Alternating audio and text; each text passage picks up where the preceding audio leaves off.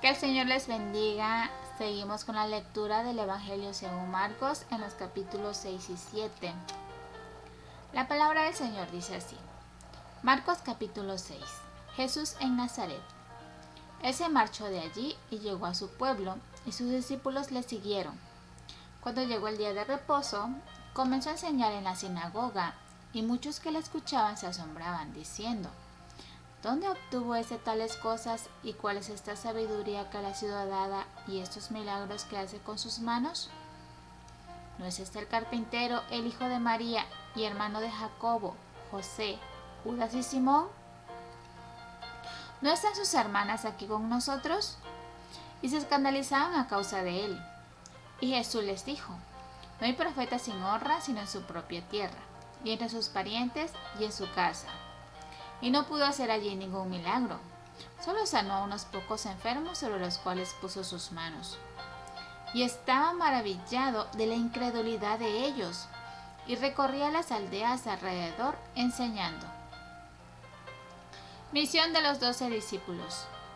Entonces llamó a los 12 y comenzó a enviarlos de dos en dos, dándoles autoridad sobre los espíritus inmundos. Y les ordenó que no llevaran nada para el camino, sino solo un bordón, ni pan, ni alforja, ni dinero en el cinto, sino calzados con sandalias. No llevéis 2 túnicas, les dijo, y donde quiera que entréis en una casa, quedaos allí hasta que salgáis de la población. Y en cualquier lugar que no os reciba ni os escuchen, al salir de allí, sacudid el polvo de la planta de vuestros pies en testimonio contra ellos. Y saliendo, predicaban que todos se arrepintieran, y echaban fuera muchos demonios, y ungían con aceite a muchos enfermos, y los sanaban. Muerte de Juan el Bautista. El rey Herodes se enteró de esto, pues el nombre de Jesús se había hecho célebre, y la gente decía: Juan el Bautista ha resucitado entre los muertos, por eso es que estos poderes milagrosos actúan en él. Pero otros decían: es Elías, y decían otros: es un profeta, como uno de los profetas antiguos. Y al oír esto Herodes decía: Juan, a quien yo decapité, ha resucitado. Porque Herodes mismo había enviado a prender a Juan y lo había encadenado en la cárcel por causa de Herodías, mujer de su hermano Felipe, pues Herodes se había casado con ella. Porque Juan le decía a Herodes: no te es lícito tener la mujer de tu hermano. Y Herodías le tenía rencor y deseaba matarlo, pero no podía.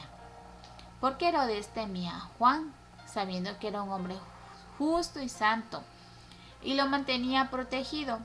Y cuando le oía se quedaba muy perplejo, pero le gustaba escucharlo. Pero llegó un día oportuno, cuando Herodes, siendo su cumpleaños, ofreció un banquete a sus nobles y comandantes y a los principales de Galilea. Y cuando la hija misma de Herodías entró y danzó, agradó a Herodes y a los que se sentaban a la mesa con él. Y el rey dijo a la muchacha: pídeme lo que quieras y te lo daré. Y le juró: te daré lo que me pidas, hasta la mitad de mi reino. Ella salió y dijo a su madre: ¿qué pediré? Y ella le respondió: la cabeza de Juan el Bautista. Enseguida ella se presentó apresuradamente ante el rey con su petición, diciendo: quiero que me des ahora mismo la cabeza de Juan el Bautista en una bandeja.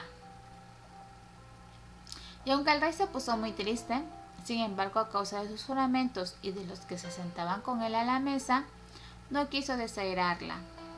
Y al instante el rey envió a un verdugo y le ordenó que trajera la cabeza de Juan. Y él fue y lo decapitó en la cárcel. Y trajo su cabeza en una bandeja, y se la dio a la muchacha, y la muchacha se la dio a su madre. Cuando sus discípulos oyeron esto, fueron y se llevaron el cuerpo y le dieron sepultura. Alimentación de los 5.000. Los apóstoles se reunieron con Jesús y le informaron sobre todo lo que habían hecho y enseñado. Y él les dijo: venid, apartaos de los demás a un lugar solitario y descansad un poco, porque había muchos que iban y venían, y ellos no tenían tiempo ni siquiera para comer. Y se fueron en la barca a un lugar solitario, apartado. Pero la gente los vio partir, y muchos los reconocieron, y juntos corrieron allá a pie de todas las ciudades, y llegaron antes que ellos. Al desembarcar, él vio una gran multitud, y tuvo compasión de ellos, porque eran como ovejas sin pastor, y comenzó a enseñarles muchas cosas. Y cuando era ya muy tarde, sus discípulos se le acercaron, diciendo: el lugar está desierto y es muy tarde. Despídelos para que vayan a los campos y aldeas alrededor y se compren algo de comer. Pero respondiendo él, les dijo: dadle vosotros de comer. Y ellos le dijeron: ¿quieres que vayamos y compremos 200 denarios de pan y le demos de comer? Y él les dijo: ¿cuántos panes tenéis? Id y ved. Y cuando se cercioraron le dijeron: 5 y 2 peces. Y les mandó que todos se recostaran por grupos sobre la hierba verde. Y se recostaron por grupos de 100 y de 50. Entonces él tomó los 5 panes y los 2 peces, y levantando los ojos al cielo, los bendijo, y partió los panes y los iba dando a los discípulos para que se los sirvieran. También repartió los 2 peces entre todos. Todos comieron y se saciaron, y recogieron 12 cestas llenas de los pedazos y también de los peces. Los que comieron los panes eran 5,000 hombres. Jesús anda sobre el mar. Enseguida hizo que sus discípulos subieran a la barca y fueran delante de él al otro lado, a Betsaida, mientras él despedía a la multitud. Y después de despedirse de ellos, se fue al monte a orar. Al anochecer, la barca estaba en medio del mar y él estaba solo en tierra. Y al verlos remar fatigados, porque el viento les era contrario, como a la 4ª vigilia de la noche, fue hacia ellos andando sobre el mar y quería pasarles de largo. Pero cuando ellos le vieron andando sobre el mar, pensaron que era un fantasma y se pusieron a gritar, porque todos le vieron y se turbaron. Pero enseguida él habló con ellos y les dijo: tened ánimo, soy yo, no temáis. Y subió con ellos a la barca, y el viento se calmó, y ellos estaban asombrados en gran manera, porque no habían entendido lo de los panes, sino que su mente estaba embotada. Jesús sana a los enfermos en Genesaret. Terminada la travesía, llegaron a tierra en Genesaret y atracaron. Cuando salieron de la barca, enseguida la gente reconoció a Jesús.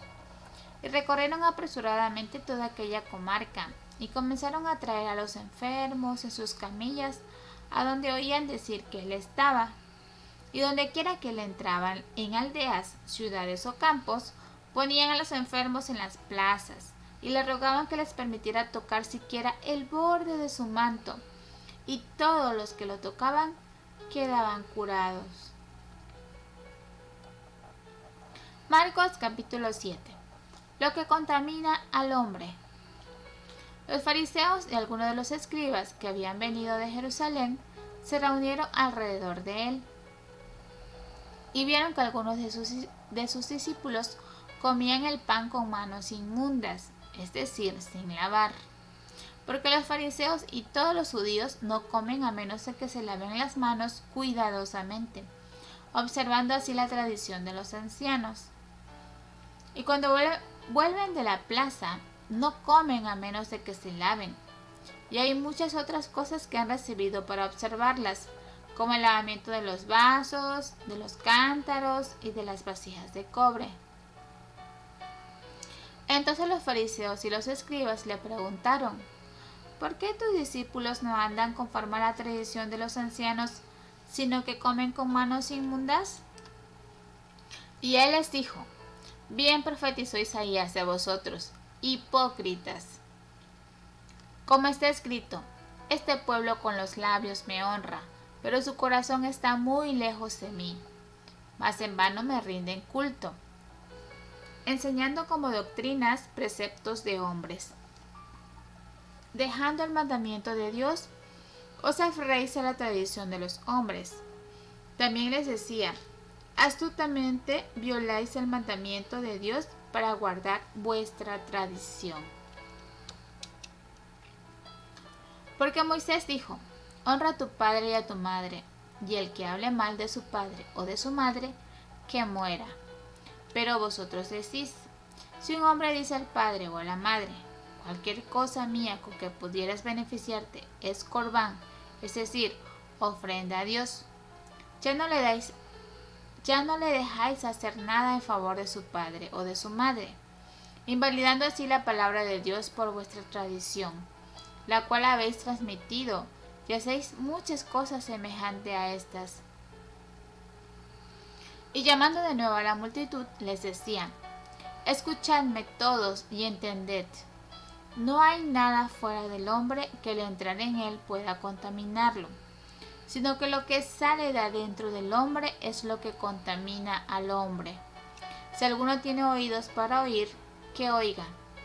Y cuando dejó a la multitud y entró en la casa, sus discípulos le preguntaron acerca de la parábola. Y él les dijo, ¿también vosotros sois tan faltos de entendimiento? ¿No comprendéis que todo lo que de afuera entra al hombre no le puede contaminar, porque no entra en su corazón, sino en el estómago, y se elimina? Declarando así limpios todos los alimentos.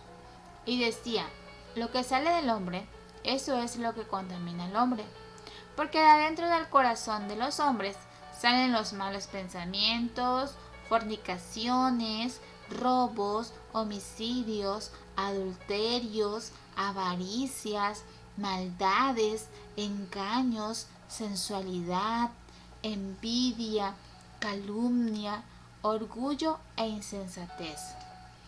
Todas estas maldades adentro salen y contaminan al hombre.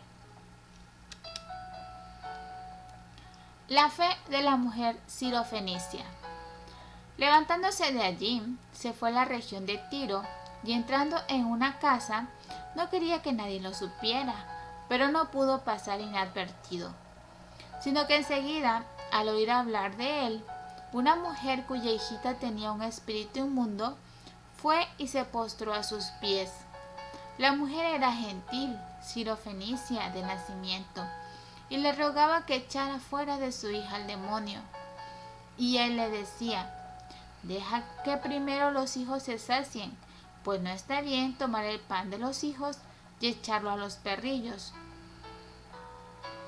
Pero ella respondió y le dijo, es cierto, Señor, pero aún los perrillos debajo de la mesa comen las migajas de los hijos. Y él le dijo, por esa respuesta, vete, el demonio ha salido de tu hija. Cuando ella volvió a su casa, halló que la niña estaba acostada en la cama y que el demonio había salido. Jesús sana a un sordomudo. Volviendo a salir de la región de Tiro, pasó por Sidón y llegó al mar de Galilea, atravesando la región de Decápolis. Y le trajeron a uno que era sordo y que hablaba con dificultad, y le rogaron que pusiera la mano sobre él. Entonces Jesús, tomando la parte de la multitud a solas, le metió los dedos en los oídos y escupiendo, le tocó la lengua con la saliva. Y levantando los ojos al cielo, suspiró profundamente y le dijo, Efata, esto es, ábrete. Y al instante se abrieron sus oídos, y desapareció el impedimento de su lengua, y hablaba con claridad. Y Jesús les ordenó que a nadie se lo dijeran, pero mientras más se lo ordenaba, tanto más ellos lo proclamaban. Y se asombraron en gran manera, diciendo, todo lo ha hecho bien. Aún a los sordos hace oír, y a los mudos hablar. Reflexión del ministerio Aviva Nuestros Corazones, por nuestra hermana Ana Nin de Olivo. Marcos capítulos 6 y 7. Capítulo 6. Jesús en su propia aldea no pudo realizar sus hermosas y poderosas obras a causa de la incredulidad de la gente de su propio pueblo. Y es que nuestros prejuicios o ideas preconcebidas en nuestra mente, producto de nuestro razonamiento, son un obstáculo para la fe. Recordemos que no somos Dios, no somos omniscientes, ni en nosotros ni en nosotras habita toda la sabiduría. ¿Estás obstaculizando el obrar de Dios en tu vida a causa de tus ideas preconcebidas sobre su carácter? Los discípulos no fueron enviados desde que Jesús los llamó y los invitó a seguirle, sino que pasaron un tiempo caminando y cultivando una relación personal con Él. Y en este caminar fueron alimentados, fortalecidos y preparados para la misión. Entonces, y solo entonces, Jesús los envió de dos en dos y les dio autoridad. ¿Realmente conocemos y amamos al Señor al que servimos? ¿Te estás saltando las etapas de preparación en tu vida? En nuestro llamado, Dios no nos llama a depender de nuestros recursos, sino a confiar en que cada día Él nos hará lo que necesitamos. Y es una vida de fe, de total dependencia en Él. Y les ordenó que no llevaran nada para el camino, sino solo un bordón, ni pan, ni alforja, ni dinero en el cinto. Marcos 6:8. El decir y predicar la verdad a nuestros familiares, compañeros de trabajo, etc., siempre tendrá consecuencias. Pero no temamos, pues aun estas consecuencias, nuestra vida misma y todo lo demás, están bajo el control absoluto de nuestro Dios, Señor y Salvador. ¿Eres gobernado o gobernada por el temor al hombre o por el temor al Señor? A veces por la emoción y el gozo que llena nuestros corazones al llevar a cabo sus obras, descuidamos nuestra relación con Jesús. Y es que el tiempo en las obras del Señor no sustituye ni es lo mismo que el tiempo a solas con Él. Venid, apartaos de los demás a un lugar solitario y descansad un poco. Marcos 6:31.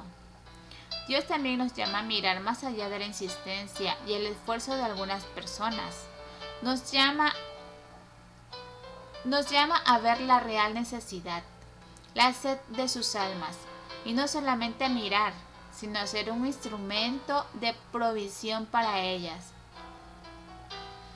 Aunque tengamos poco, levantemos nuestros ojos al cielo, al Padre de las luces, pues Él proveerá la palabra de vida y suplirá conforme a sus riquezas en gloria.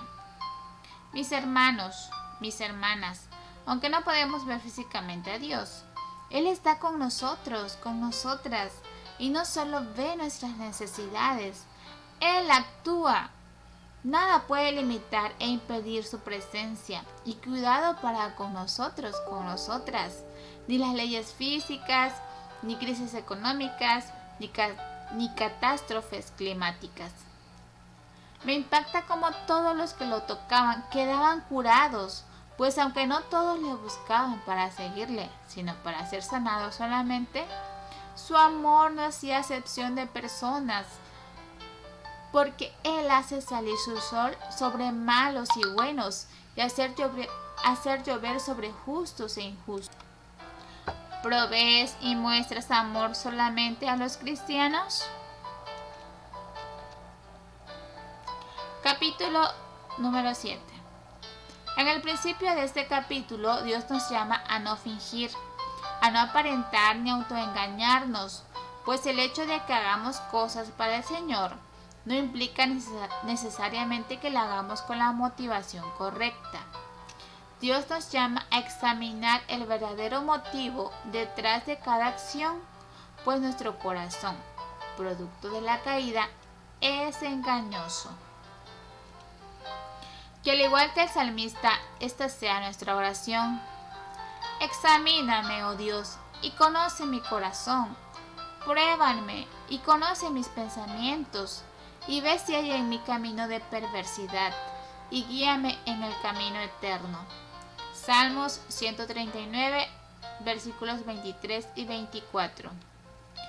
Meditando en este pasaje de la fe de la mujer sirofenicia, Creo que uno de los puntos centrales es que Jesús está probando su fe, como si le preguntara, ¿verdaderamente crees que puedo sanar a tu hija?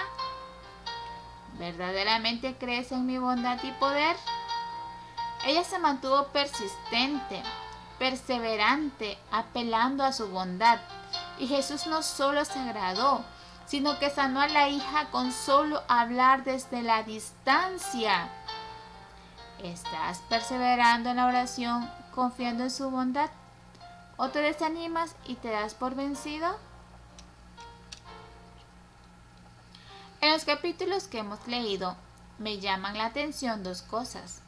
Primero, no hay un solo enfermo, ciego, mudo o endemoniado que no se haya acercado a Jesús y no haya recibido su atención y sanación. Esto me recuerda a Hebreos 4:16. Por tanto, acerquémonos con confianza al trono de la gracia para que recibamos misericordia y hallemos gracia para la ayuda oportuna. Y segundo, el poder y la autoridad de su palabra es impresionante y absoluta. Con solo hablar, los oídos son abiertos, los demonios salen y las enfermedades abandonan el cuerpo de las personas. Entonces medito en esto y digo, Jesús, verdaderamente tú eres el Verbo encarnado, la palabra viviente, Dios poderoso, el Hijo de Dios. Aleluya. Amén. Con esto hemos concluido la lectura de los capítulos 6 y 7 del libro según Marcos, esperando que haya sido de mucha bendición para todos ustedes. Les deseo que tengan un lindo día. Que el Señor les bendiga. Amén.